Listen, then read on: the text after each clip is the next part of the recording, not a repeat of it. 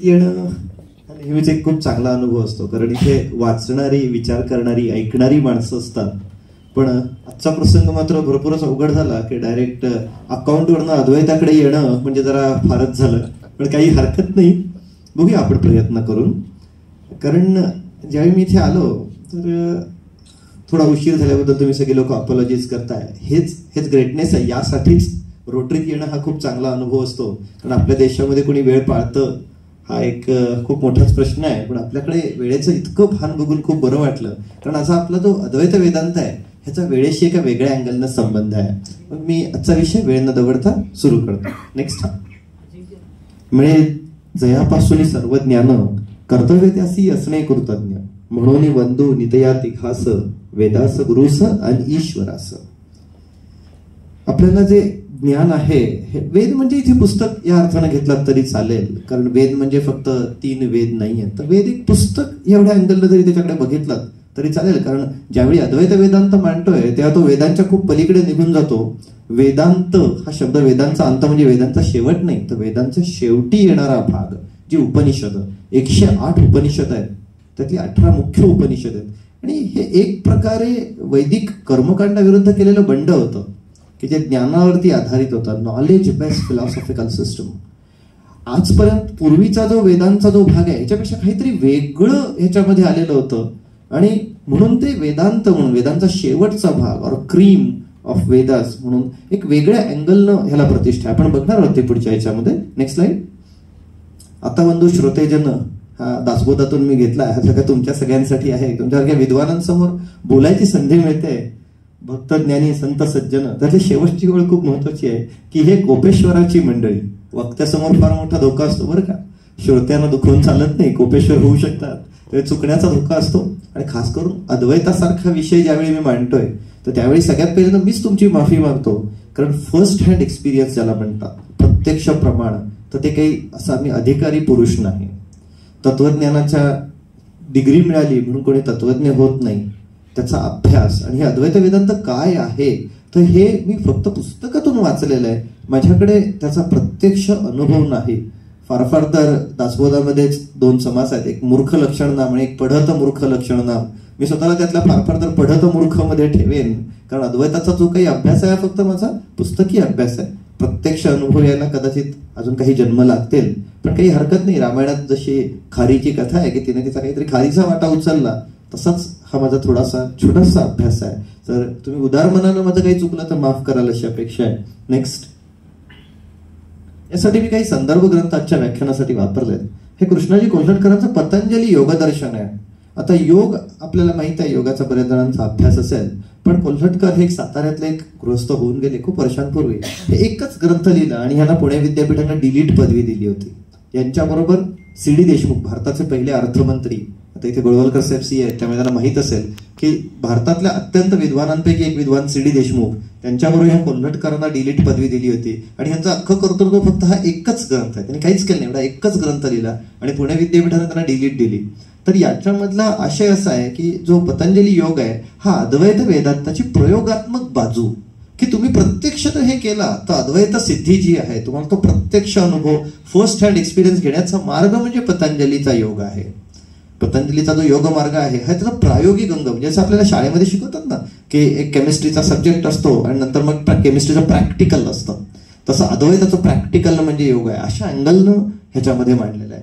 दुसरं जे पुस्तक मी रेफरन्ससाठी वापरलं आहे हे वैदिक शंकर अद्वैत मतानुवाद, प्रस्थानत्रय भाष्याचा उपसंहार. प्रस्थानत्रय भाष्य म्हणजे भगवद्गीता, ब्रह्मसूत्रे आणि उपनिषद, ह्या तिन्हीची मिळून प्रस्थानत्रय, हिंदू धर्माचा संपूर्ण आधार हे 3 ग्रंथ आहेत. आणि त्याच्यावरती लिहिलेलं आहे. हे जे आचार्य भक्त दवा जोग आहेत हे कराचीतले राहणारे होते आणि त्यांनी खुद्द येऊन टिळकांना त्यांच्या चुका जाहीर सभेमध्ये सांगितल्या होत्या.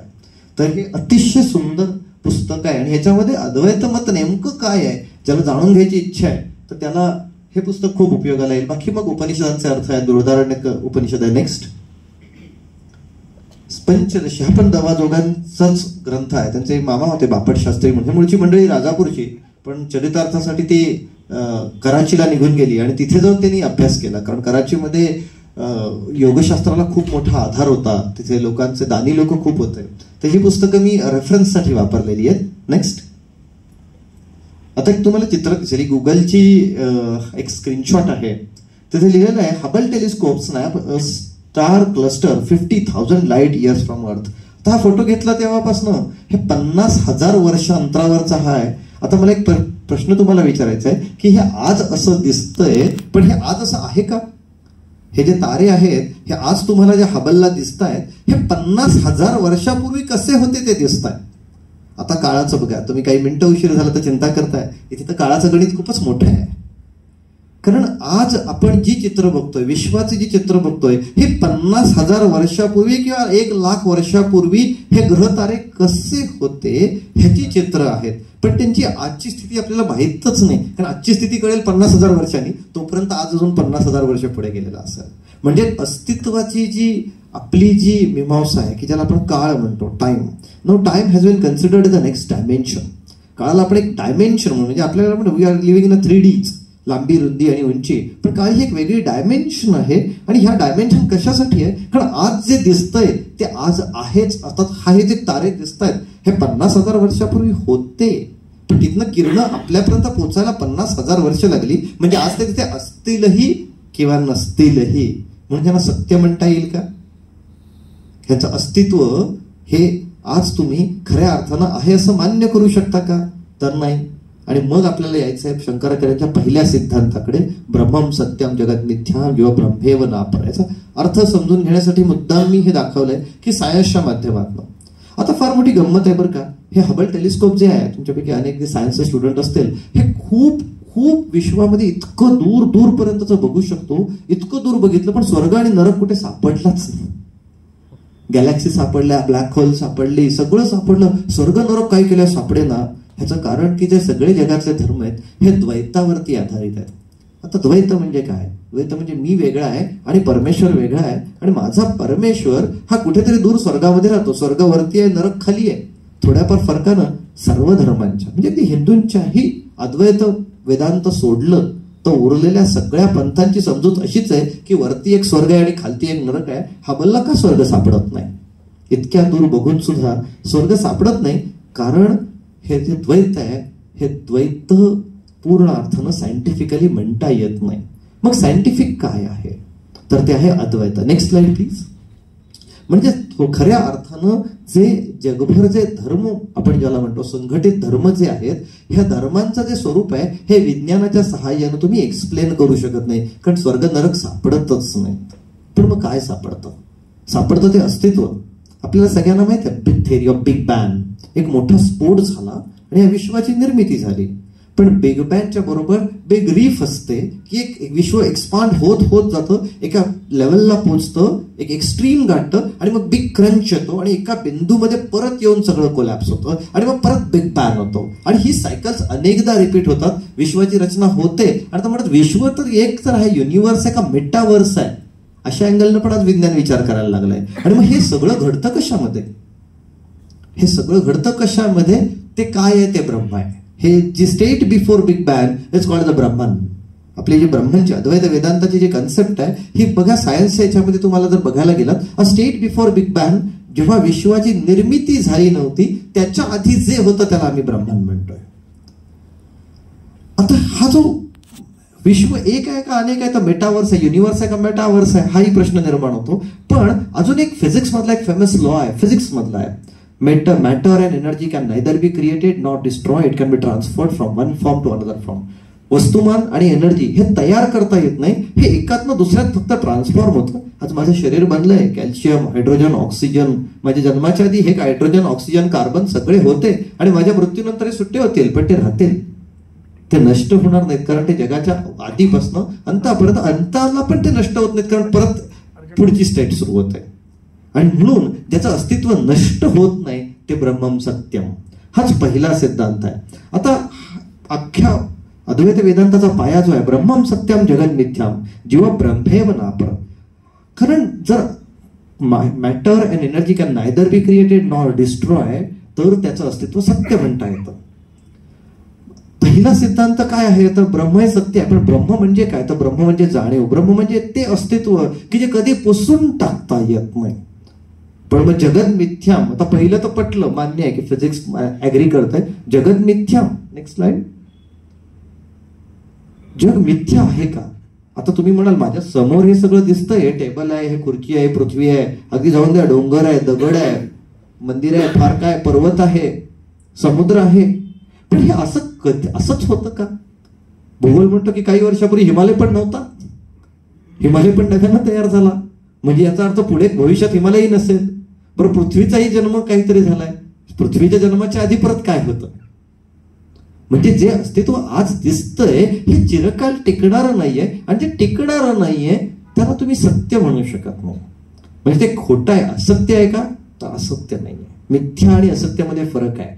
तर काय फरक आहे ते आपण बघूया. ब्रह्म म्हणजे साक्षी चैतन्य, म्हणजे जाणीव, तुमच्या माझ्यामध्ये जी जाणीव आहे ती ब्रह्म आहे. Next slide please. मग हे ब्रह्म कसं आहे? तो उपनिषदामध्ये याच्याबद्दल कॅरेक्टरिस्टिक सांगितलं गेलं की ब्रह्म भेदरहित आणि निर्गुण आहे. आता ईश्वराबद्दल आपल्याला अनेक कन्सेप्ट माहित आहेत. आपण सगुण साकार, म्हणजे आपण रामाची कृष्णाची पूजा करतो, एक मूर्ती हा राम असा होता, आज आपण रामनवमीचा आहे. तर हे आपलं काय, परमेश्वराकडे बघायची आपली आयडिया आहे, हे एक सगुण साकार. ह्याच्यापेक्षा एक वेगळी आयडिया परमेश्वराची आहे की फॉर एक्झाम्पल एक उदाहरण द्यायचं तर अल्लाहची आयडिया, की ज्याला गुण आहेत, सगुण आहे पण निराकार आहे. अल्लाची तुम्ही मूर्ती बनवू शकत नाही कारण त्याला आकार नाही, निराकार आहे, पण त्याला गुण आहेत. तो परम दयाळू आहे, कृपाळू आहे, तुमच्या प्रार्थनेला तो धावून येतो. म्हणजे ईश्वराची एक कन्सेप्ट सगुण साकार, आणि दुसरी आहे सगुण निराकार, आणि ह्याच्यापेक्षा तिसरी कन्सेप्ट आहे निर्गुण आणि निराकार, की ज्याला गुणही नाही आणि ज्याला आकारही नाही. That is Parabrahman, a state before big bang, की ज्याला तुम्ही आकार देऊ शकत नाही आणि त्याला कोणते गुणही नाहीत. आता गंमत आहे, असा ईश्वर कोणाला हवा की त्याला गुणच नाहीत? कारण तो तुमच्या संकटात मदतीला येणार नाही, तुम्ही प्रार्थना करून काय फायदा नाही, का त्याच्याकडे नवस बोलला तर पावणार नाही, काहीच कामाचं नाही. असा ईश्वर काय कामाचा आहे? या ईश्वराचा पर्पज काय? कारण आपली जी ईश्वराची जी कल्पना आहे ही आपल्या स्थूल शरीराशी निगडीत आहे. मला वाटतं मी म्हणजे मग माझं भलं होऊ दे, मला प्रॉपर्टी मिळू दे, माझं काहीतरी काम होऊ दे म्हणून आपण ईश्वराकडे जातो. म्हणजे थोडक्यात सर्व चांगल्या अर्थानं आपण ईश्वराकडे बार्गेनर म्हणून बघतो. पण ब्रह्मांची कन्सेप्ट ही त्याच्यापेक्षा वेगळी आहे. आजच्या लेक्चरला चिपळूणकरांनी बोलवलं, कारण चिपळूणकरांचा मुलगा जो सायंटिस्ट आहे तो माझ्याकडे आला होता आणि रूढ अर्थानं तो नास्तिक होता. तो माझ्याशी वाद घालत होता, कारण आस्तिक्याची आपली कन्सेप्ट जी आहे ना, ही जी देवाची जी सगुण साकार कल्पना आहे ह्याच्याकडे असते. आणि मग मी त्याला म्हणलं की अरे ह्या कल्पनेला तू जर विरोध करत असेल काहीच हरकत नाही, ह्याच्यापेक्षा एक वेगळी कल्पना आहे ब्रह्मन, निर्गुण आणि निराकाराची. आणि मग मी त्याला सजेस्ट केलं, कारण मी ह्याच्यासाठी पहिलंच म्हणलं की मी खूप छोटा मनुष्य आहे, माझा अभ्यास खूपच कमी आहे, मी ह्यातला अगदीच खरीचा वाटा आहे. पण याच्यापासून म्हणलं त्याला एक व्यक्ती आहे, त्यांचं नाव आहे स्वामी सर्वप्रियानंद, युट्यूबवर त्यांचे लेक्चर्स आहेत. आणि मग संकेतनं सर्वप्रियानंद ऐकले आणि बघता बघता आमच्या नंतर इतक्या चर्चा वेगळ्या अँगलला गेल्या की आज साहेब मला म्हणले की तुम्ही आता अद्वैत वेदांतावरती बोला, कारण तिथे तुम्हाला रूढ अर्थानं आस्तिक असायची काहीच गरज नाहीये. कारण कोणीच हे अस्तित्व नाकारू शकत नाही की बिग बॅंग व्हायच्या आधी काहीतरी अस्तित्वात होतं. आता प्रश्न एवढाच आहे की त्या अस्तित्वात आणि माझा काय संबंध? Next slide please. हे जगत मिथ्या, हे खोटं आहे असं आपण का म्हणतो?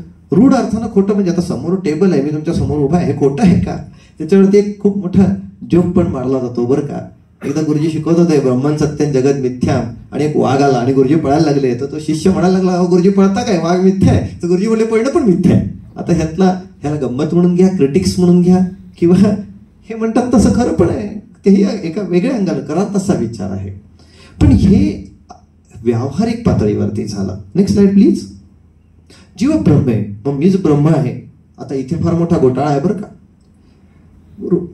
उपनिषदांमध्ये काही महावाक्य आहेत, अहम ब्रह्मस्वी, तत्वमसी, अशी महावाक्य आहेत. त्या सगळ्याचा अर्थ की तू तोच आहेस, तू तोच ब्रह्म आहेस, तू थेट परमेश्वर आहेस. आता ह्याच्यामध्ये गडबड झाली, रावणाला पण हेच वाक्य अतिशय आवडलं आणि त्याला डिक्लेअर करून टाकलं अहम ब्रह्मस्वी. आणि मग तो म्हणायला लागला अरे मीच ब्रह्म आहे म्हटलं, मी हम करे सो कायदा, हो मीच जर देव असेल तर मी करेल तर हम करे सो कायदा. ह्याच्यावरती रामदास स्वामींनी फार सुंदर हे दिलंय. जगी हित पंडित सांडित गेला, अहंता गुणे ब्रह्म राक्षस झाला. रावण पंडित होता, रामनवमी आहे म्हणून मी थोडंसं, तो पंडित होता पण हित सांडित गेला आणि अहंकार वाढला. अहम ब्रह्मस्वीने त्याचा अहंकार वाढला, मीच जर देव झालो तर सगळं काही माझ्याच मर्जीनुसार व्हायला पाहिजे ना. आणि मग जगी हित पंडित सांडित गेला, अहंता गुणे ब्रह्म राक्षस झाला. त्याचा ब्रह्मराक्षस महाभयंकर झाला. आता हे काय प्रकरण असतं बघा. कोरोना व्हायरस मोस्ट प्रोबेबली कुठल्या तरी सायंटिस्टनं तयार केला, तो विद्वान असायलाच पाहिजे ना. एवढा भन्नाट व्हायरस इतक्या लोकांना मारणारा तयार केला. ज्यांनी अणुबॉम्ब बनवला तोही विद्वान असणारच आहे. म्हणजे विद्वत्ता ज्ञान हे तर सत्यच आहे, पण ते वापरायचं कसं, त्याच्या मागे जर फिलॉसॉफी नसेल तर ते भयंकर होऊ शकतं. बंदूक बनवणारा AK-47 ज्यांना बनवली तोही विद्वानच असायला पाहिजे, येड्यागबाळ्याचं काम नाही, पण ते बंदूक बनवल्या त्याचं पुढं काय झालं. सो जीव ब्रह्म आहे, मी ब्रह्म आहे, पण याचा अर्थ काय, जगन मिथ्या म्हटल्यावर आपल्याला धक्का बसतो. सारं जगत हे आहे का, हा शून्यवाद आहे का, काही अर्थ नाही. आता ऍक्च्युली शून्यवाद सुद्धा भारतात होऊन गेला. एक अजित केश कंबली नावाचे एक तत्वज्ञ होऊन गेले होते, हे गौतम बुद्धांच्या समकालीन होते. तर त्याने डिक्लेअर केलं होतं की काही कशात काहीच अर्थ नाही, खा प्या मजा करा सोडून द्या. म्हणजे चार्वाकानंतर आणि गौतम बुद्धांच्या मधल्या काळामध्ये एक वेगळाच शून्यवाद यायला लागला होता. जर काय जगण्याला अर्थच नाही तर मग खा प्या एन्जॉय करा ना, चोऱ्या करा नाही तर काही करा. म्हणजे चार्वाकापेक्षा हे भयंकर प्रकरण होतं. चार्वाकाने नीतिमत्ता तरी मानत होता, शून्यवादीने नीतिमत्ताही मानायची सोडून दिली, काहीही करा. तर हा शून्यवादाकडे नेण्याची पुढचा जो भाग आहे, कशात काही अर्थ नाही, सगळे शून्य असं अद्वैत वेदांत सांगत नाही, तर जग मिथ्या हा घोष करतो. त्याहून मोठ्या ह्यानं वेदांत केसरी म्हणतो की जीव ब्रह्मेव ना परत, ते ब्रह्म जे आहे ते तुम्हीच आहेत. म्हणजे हा जो शोध आहे हा आतमध्ये घ्यायचा आहे, बाहेर नाही घ्यायचा आहे. Next slide.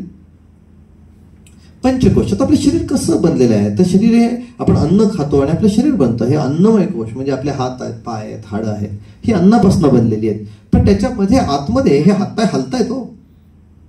एक मनुष्य कोमामध्ये गेलाय, पडलाय, तर अन्नमय कोश तर आहे, पण त्याचा उपयोग नाही, कारण त्यात प्राणमय कोश नाही, हालचाल नाही. किंवा पॅरालिसिस झालाय, हातापायातली ताकद गेली, तर त्यातला प्राणमय कोश काम नाही केला, म्हणजे हालचाल नसेल तर त्याचा उपयोग नाही. मुळात तैत्तरीय उपनिषदामध्ये ही संकल्पना आली, पंचकोश. ज्ञानमय कोश, अन्नमय कोश, मनोमय कोश आणि आनंदमय कोश, 5 कोशांची त्यांनी संकल्पना दिली. आणि शरीर, हाऊ अवर बॉडी फंक्शन्स, तर हे बॉडी फंक्शन, कारण जेव्हा आपल्याला आपल्या शरीराला कळेल, कारण जर जीव ब्रह्मेव ना पर, मी ब्रह्म आहे, मग ब्रह्म म्हणजे कोण आहे, माझे हाडं ब्रह्म आहेत का नख ब्रह्म आहे, मी ब्रह्म म्हणजे परत काय आहे, तर त्यासाठी आतमध्ये बघायची गरज. सो हे 5 कोश आहेत. त्यांना इंटरेस्ट आहे, त्यांना हे खूप वाचण्यासारखा टॉपिक आहे की शरीर नेमकं काम कसं करतं. Next slide please. बरं, आता मला कळलं की मला जाणून घ्यायचंय की मला जे काही करायचं ह्याच्यासाठी मला देवळात जायची गरज नाही, काही करायची गरज नाही, तर मला आत बघायचंय. पण मी आता उठलो आणि ध्यानस्थ बसलो आणि मला एकदम कळून गेलं की मी ब्रह्म आहे, असं होणार का? आता तर मी ब्रह्मवाक्य हे तुम्हाला महावाक्य सांगितली, तुम्ही पुस्तकातही वाचाल, म्हणजे एवढी वाचली की तुमची मुक्ती झाली का साध्य? तर तशी नाही. ध्यानाची फार गंमत आहे. माझे एक मित्र आहेत, हे IAS ऑफिसर, मी पण कधी काळी UPSC करत असल्यामुळे बरेच IAS ऑफिसर मित्र आहेत. तर एक दिवशी त्यांनी ठरवलं की बंगलोरला कोणाचा तरी आश्रम आहे, तिथे जातो आणि मी ध्यान करतो. आणि अत्यंत फिट मनुष्य आश्रमात गेले, ध्यान करायला लागले आणि 3-4 दिवशी BP 220/120 झालं. शेवटी हॉस्पिटलला ऍडमिट करायला लागलं, गोळ्या औषधं सुरू झाली. आणि ते परत येताना कोल्हापुरात माझ्याकडे आले आणि म्हणाले की मी ऐकलंय किंवा ध्यान केल्यानं BP कमी होतं, हे माझं उलटच झालं, 120-80 220-110 झालं. हे काय भानगड? ध्यानानं झालं काय? अहंकाराचा मृत्यू झाला. अहंकाराचा मृत्यू म्हणजे कोणाचा मृत्यू? माझाच मृत्यू. कोणाला मरायचंय? फार भयंकर अवस्था होते. जर तुमची तयारी नसेल आणि तुम्ही जाऊन थेटपणे जर ध्यानाला बसलात तर त्यातनं फक्त अगदी प्रसंगी वेळही लागू शकतो, हार्ट अटॅक येऊ शकतो, कारण तुमची त्याच्यासाठी तयारीच काही नाहीये. डायरेक्टली उठून क्रिकेटच्या मैदानामध्ये गेलात आणि क्रिकेट खेळायला लागला तर 100% इंजर्ड व्हाल. त्यासाठी नेट प्रॅक्टिस आवश्यक असते. ही नेट प्रॅक्टिस अध्यात्माच्या क्षेत्रामध्ये पण, वेदांताच्या क्षेत्रात पण आहे. तर त्यातलं काय आहे, तर त्यासाठी साधन चतुष्ट आहे. 4 गोष्टी सांगितल्यात. ह्या पहिल्या 4 गोष्टी केल्यात तर तुम्हाला कळू शकेल. पहिला आहे नित्य अनित्य वस्तू विवेक. मला हे ठरवलं पाहिजे ना की माझ्या घरामध्ये माझं बजेट आहे, पुढच्या वर्षी मला काय करायचं, हे सगळं महत्वाचं आहे. पण हे किती महत्वाचं आहे? मला पैसे कमवायचे, मला फॉरेन ट्रिप करायच्यात, हे सगळं करायचंच आहे, पण हे माझ्यासाठी किती महत्वाचं आहे? हे नित्य आहे का? मला ट्रिपला गेल्यानं आनंद मिळेल पण तो संपेल. चित्रपट बघायला गेलो, आनंद मिळेल पण तो संपेल. सेन्शुअल प्लेजर्स आर ऑलवेज फायनाईट. ज्या क्षणी आपल्याला ह्याची कळतं, मग ते सेन्शुअल प्लेजर कोणतेही असू शकतं. ते ट्रिप असू शकतं, ते सेक्स असू शकतं, ते पिक्चर बघणं असू शकतं, गाणी ऐकणं असू शकतं, काही असू शकतं. ह्या सगळ्या सेन्शुअल प्लेजर्सचा एंड आहे आणि त्याला एंड आहे, त्याला इनफायनाईट म्हणता येत नाही आणि म्हणून ती अनित्य मानायला पाहिजेत. मग नित्य काय आहे की जे एकदा मिळालं की टिकतं. आपल्याकडे 2 शब्द आहेत मराठी. ते काय? सुख. सुखच्या विरुद्धार्थी शब्द काय? दुःख. आणि दुसरा शब्द आहे आनंद. आनंदाच्या विरुद्धार्थी शब्द काय? दुःख. मग सुख आणि आनंद एकच असायला पाहिजे. खऱ्या अर्थानं आनंदाच्या विरुद्धार्थी शब्दच बनू शकत नाही, कारण सुख आणि दुःख हे फेजिक आहे, दिवस रात्री सारखं. सुख आलं की दुःख येणार, दुःख आलं की सुख येणार. हे फेजेस आहेत, हे अल्टरनेटली होत राहणार. पण आनंद ही स्टेट आहे, एकदा आला की कुठेच जाणार नाही. आणि आपला प्रवास जो आहे तो त्या आनंदासाठी आहे. पण आपल्याला हवा असतो आनंद आणि चुकून आपण भुलतो, सुखाच्या मागे लागतो आणि दुःख ओढवून घेतो. म्हणून आपल्याला पहिल्यांदा हे ठरवलं पाहिजे की नित्य अनित्य काय आहे. दुसरं आहे, आपण जी सुख आहेत त्याच्याबद्दल विरक्ती पण आली पाहिजे. सुख अनित्य आणि म्हणून दुःखमूलक हा विचार करून विरक्ती. विरक्ती म्हणजे काही सुख उपभोग घ्यायचाच नाही का, तर असं नाही. सुखाचा उपभोग तर घेतलाच पाहिजे. माझ्याकडे जर गाडी आहे तर मी बैलगाडीतनं जाईन आणि कार मर्सिडीज ठेवून देईन असं तर होणार नाही. पण त्याचा उपभोग घेताना गुंतायचं. गुंतू न करती अज्ञ ज्ञात्याने मोकळेपणे. त्यात अडकून पडून करायचं का, न अडकता करायचं. हाला म्हणायचं नित्य अनित्य वस्तू विवेक. तिसरा आहे शमदमादी साधन संपदा. ह्याच्यामध्ये शम, दम, उपरती, तितिक्षा, समाधान आणि श्रद्धा. शम म्हणजे मनाच्या इंद्रियाच्या प्रवृत्तीवर आतून निग्रह. शेवटी काय, ग्रीडला अंत नाही. मला काय हवं, एकदम मी हवंच्या मागं लागलो तर काय, जगातल्या सगळ्या हिराणी सुंदर दिसतात, त्या सगळ्या मलाच हव्यात म्हटल्या तर त्याला अंत नाही. जगातल्या सगळ्या गाड्या सुंदर आहेत म्हणजे माझ्याकडे तसा, त्याला अंत नाही. म्हणजे माझ्याकडे काय नाहीची लिस्ट संपणार नाही, तर ती आतून संपवावी लागते. त्याला म्हणतात शम. दम म्हणजे बाहेरून विरोध, म्हणजे नुसता आतूनच विरोध पुरेसा होत नाही, तर पहिल्यांदा बाहेरून आपण करावा लागतो. बलात्कारे बुडे बळे मूढ सोडी विषय साधक. एक मनुष्य संन्यासी झालाय, त्यानं सगळं काही सोडून दिलेलं आहे, भगवे कपडे घातलेत, आतील न सुटे गोडी. तो काही चुकीचं वागत नाही, वागतोय चांगलं, पण गाडी दिसली की वाटतं ही गाडी माझ्याकडे पाहिजे, बंगला दिसला की वाटतं हा माझ्याकडे पाहिजे, ती सुटे आत्मदर्शने. ही जी आतली जी गोडी आहे ना, ही सुटायला पाहिजे. उपरती म्हणजे विधियुक्त संन्यास घेणं, आणि त्याच्या पुढे येतो ते म्हणजे तितिक्षा, आणि मग येतं चित्त एकत्र, समाधान, आणि मग श्रद्धा, आणि सगळ्यात शेवटी येतं मुमुक्षत्व म्हणजे मोक्षाची जबरदस्त इच्छा. जोपर्यंत ज्याला मुमुक्ष नाही, ज्याला ह्या सुख दुःखाच्या फेऱ्यातनं बाहेर नाही पडायचंय, तोपर्यंत सगळा घोटाळा आहे. आता एक गंमत सांगतो की स्वर्ग म्हणजे तरी आहे तरी काय. एका माणसाकडे भरपूर पैसे आहेत, तो अमेरिका किंवा युरोपमध्ये गेला, तिथे राहिला, भरपूर दिवस राहिला, पैसे खर्च केले, सगळ्या सुखाचा उपभोग घेतला, आणि पैसे संपल्यावर भारतात परतला. बस स्वर्गाची थेरी एवढीच आहे. एक हायर लेवलचा अमेरिका म्हणा की तुम्ही पुण्य मिळवा, स्वर्गात जा, सुखाचा उपभोग घ्या, संपलं की खाली आहे. हे जन्म मृत्यूचा फेरा आहे. हा फेऱ्याच्या पलीकडे जाण्याचा मार्ग म्हणजे वेदांत दाखवतो. नेक्स्ट, मग मायावाद. मग प्रश्न असा आहे की मी जर ब्रह्म आहे तर मला का कळत नाही, मला का असं वाटत नाही ब्रह्म आहे. तर यासाठी शंकराचार्यांनी एक सुंदर त्याच्यासाठी रिझनिंग दिलं, ते की मायावाद. आपल्याला जे आपण जे आहोत ह्याच्यावरती एक पांघरुण पडलेलं आहे, आणि हे पांघरुणामुळे आपल्याला आपलं अस्तित्व जाणवत नाही, आणि त्याला म्हणायचं मायावाद. माया ही काय आहे, तर ती अनिर्वचनीय आहे. म्हणजे माया काय आहे हे तुम्हाला कोणी सांगू शकणार नाही, कारण ती मुळात तिची उत्पत्तीच त्यासाठी झालेली आहे. पण जीव आणि ब्रह्म ह्याच्यामध्ये म्हणजे मी काय आहे ह्याच्या जाणीवेच्या मध्ये असलेला एक जाड पडदा आहे की जो मायेचा पडदा आहे. हा मायावाद जर स्वीकारला, आणि जेव्हा आपल्याला ह्या मायावादाचा अर्थ कळायला लागतो, तेव्हा आपल्याला कळायला लागतं की या गोष्टी आपल्याला का इतक्या आवडायला लागतात. Next slide. सत्तात्रयाचा सिद्धांत. आता जसं मगाशी म्हणलं वाघ आला मग पळून जायचं का नाही जायचं, त्यासाठी 3 सत्ला ता प्रत्यय, म्हणजे शुभ्र जसं शुभ्रता होतं, सत्यचं सत्यता होतं. 3 सत्ता आहेत. नेक्स्ट, एक प्रातिभासिक सत्ता म्हणजे आपल्याला होणारे भास. मला स्वप्न पडलं की मी खूप श्रीमंत झालोय, मला स्वप्न पडलं की मला लॉटरी लागले, ह्या प्रातिभासिक सत्ता आहे. नेक्स्ट, व्यावहारिक सत्ता. जे तुम्ही आम्ही जे जगतो ना, हे व्यावहारिक पातळीवरती आहे. तुमच्या समोर वाघ आला तर पळून जायलाच पाहिजे, कारण हे व्यावहारिक सत्य आहे. हेही सत्य आहे, तो वाघ सत्यच आहे, थांबून चालणारच नाहीये. नेक्स्ट, पण तिसरी असते ते म्हणजे पारमार्थिक सत्ता. कदाचित मिसिंग झालंय. पारमार्थिक सत्ता म्हणजे एका लॉंग अँगलनं जेव्हा तुम्ही बघता, की जसं मी म्हटलं की हिमालय पूर्वी नव्हता, आत्ता आहे, भविष्यात नसेल, जेव्हा तुम्ही लॉंग सेन्स ऑफ टाइम बघता, त्यावेळी तुमच्या लक्षात येतं की हे जे ब्रह्मम सत्यम जगत मिथ्या हे व्यावहारिक साठी नाही आहे, ते एका लॉंग टाइम रेफरन्स फ्रेम मध्ये ते सत्य आहे. आणि म्हणून सत्य जेव्हा तुम्ही एखाद्या सिद्धांताची परीक्षा करता, तर त्यांनी हे ठरवलं पाहिजे की हे कोणत्या लेवलला आहे. हे भासाच्या लेवलला, माझ्या स्वप्नांच्या लेवलला असेल तर तीही एक वेगळं अस्तित्व आहे. व्यवहाराच्या तुम्ही आम्ही मी जगतो त्या लेवलला एक वेगळं अस्तित्व आहे. पण जेव्हा आपण लॉंग फ्रेम ऑफ टाइम मध्ये बघतो तेव्हा सत्य बदलतं. नेक्स्ट, सो इथे तुम्हाला ज्ञानमीमांसा. मग आता ह्याच्यात मुक्तीचा मार्ग काय, तर तो ज्ञानाचा आहे. ही माया समजून घेऊन ह्या मायेच्या पलीकडे जाऊन जेव्हा तुम्ही फर्स्ट हँड एक्सपिरियन्स घेता त्यावेळी, आणि मग तो मनुष्य जीवनमुक्त होतो. आता जीवनमुक्त होतो म्हणजे कसं काही पंख वगैरे लागून उडत वगैरे जातो असं काही नसतं. तो हेच आयुष्य जगतो, तुमच्या माझ्यासारखाच जगतो, पण गुंतू न करती अज्ञ ज्ञात्याने मोकळेपणे, तो मोकळेपणाने करतो. म्हणजे तुकोबा म्हणले, माझे आपुले मरण पाहिले म्या डोळा, शेवटचा तो दिस गोड व्हावा. आता गंमत अशी आहे की द्वैतवादी किंवा सगुण साकाराची पूजा करणारे रामदास स्वामींसारखे संत आहेत की ज्यांनी रामाच्या आयुष्यावर पूजा केली, मूर्तीची पूजा केली, पण ते पण मनाच्या श्लोकामध्ये म्हणतात की जगी थोरला देव तो चोरीला असे, गुरु अंजने विण सर्व ठाई न दिसे. की थोरला देव चोरीला गेला आहे, तो तुम्हाला सापडणार नाही, त्यासाठी गुरु पाहिजे, त्यासाठी ज्ञानाची प्राप्ती व्हायला पाहिजे. किंवा एका ठिकाणी ते म्हणतात की हरी जाळतो सर्व संहार काळी, शंकर जेव्हा सगळ्याचा नाश होतो शंकर करतो, परी शेवटी शंकरा कोण जाळी, सगळं जाळ्यावर उडला शंकर, त्याला कोण जाळतो. म्हणून हा जो थोरला देव आहे हा अद्वैताचा जो देव आहे. म्हणजे हे सर्वसामान्य माणसासाठी मूर्ती आणि प्रतिका आवश्यकच आहेत, पण त्याच्या पलीकडे ज्याला प्रगती करायची, ज्याला खऱ्या अर्थानं आनंदाचा उपभोग घ्यायचा आहे, ज्याला दुःख नको असतील, तर त्याच्यासाठी हा ज्ञानमार्ग आहे. नेक्स्ट, आता धार्मिकता. प्रश्न हा परत पुन्हा निर्माण होतो की अद्वैत धर्माच्या विरुद्ध आहे का? तर नाही. तुमच्या चित्तशुद्धीसाठी बरी स्नान संध्या करी एकनिष्ठा मना आवरी स्थान भ्रष्टा, हे देवाच्या विरुद्ध नाहीये, हे बंड नाहीये एका अर्थानं, पण हे धर्माच्या विरुद्ध नाहीये, पण हे एक वैयक्तिक लेवलचा असणारा एक प्रयोग आहे. म्हणजे रूढ अर्थानं बघायला गेलं तर द्वैतवादी सगळे धर्म, म्हणजे तो हिंदू असेल, मुस्लिम असेल, ख्रिश्चन असेल, सगळे द्वैतावर आधारित धर्म, ह्यांच्यापेक्षा अद्वैत हे एक वेगळंच शास्त्र आहे, पण it's a science of experience. Next, मोक्षाचे स्वरूप. बरं, एवढं करून तो मिळवायचा, एवढा खटाटोप करून तो मोक्ष मिळवायचा, त्या मोक्षाचं नक्की स्वरूप तरी काय आहे? की तो जीवन मुक्त होतो आणि या इथेच होतो.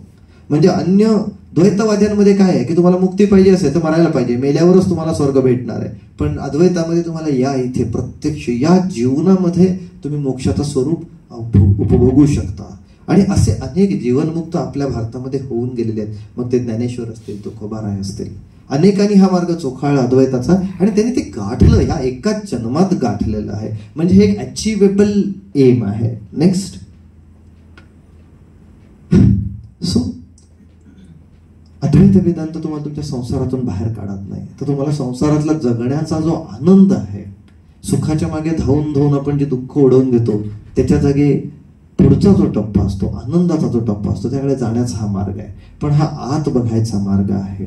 आणि हा मार्ग इतका कठीण आहे की कदाचित तुम्ही तुमच्यापैकी अनेकांनी याचं नावही ऐकलेलं नसेल, कारण मॅक्सिमम धर्म जे आहेत ते द्वैतावरती आधारित आहेत. अद्वैताचा धर्म हा वैयक्तिक पातळीवरती आहे, हा अनुभवाचा प्रांत आहे. सो मला असं वाटतं की ऑलरेडी तुम्हाला सगळ्यांना खूप उशीर झालेला आहे, आय नोज इट, पण एक वेगळा मार्ग आहे की जो मी स्वतः या मार्गावरती मी प्रयोग करतोय. आणि हा प्रत्येकासाठी प्रयोगात्मक मार्ग आहे. आपल्याला आतमध्ये, ह्याला सेल्फ रिअलायझेशन म्हणतात, स्वतःला जाणणं. ज्या क्षणी तुम्ही आतमध्ये बघायला शिकाल त्या क्षणी जाणीव होईल की आपण इतके अतृप्त का आहोत. आणि जो कोणी ह्या मार्गाने चालेल त्याला एकच गोष्ट मिळते, म्हणजे अत्यंत आनंद. जीवन जगण्याची पद्धत बदलून जाते, हे जगणे आनंदाचे होतं. तिथे जीवनात संकट येत नाहीत, कधी येतात, पण झुंजतो शांतीने, तो संकटांची पण शांतीनं झुंजू शकतो. अशी जी सच्चिद आनंदरूप शांती प्रत्येकाला लाभावी, म्हणजे मी आजच्या विषयाचा शेवट ज्ञानेश्वरांच्या पसायदानानं करेन. आता विश्वात्मके देवे येणे वाघ येणे तोषावे, तोषोनी मज द्यावे पसायदान हे. सो पसायदानाचं जे फलश्रुती आहे तीच अद्वैत वेदांत आहे. मला वाटतं भरपूर झालं तुमच्या अकाउंटकडनं अद्वैताकडचा हा छोटासा प्रवास बहुतेक करून आवडला असेल अशी आशा मिळत आणि थांबतो.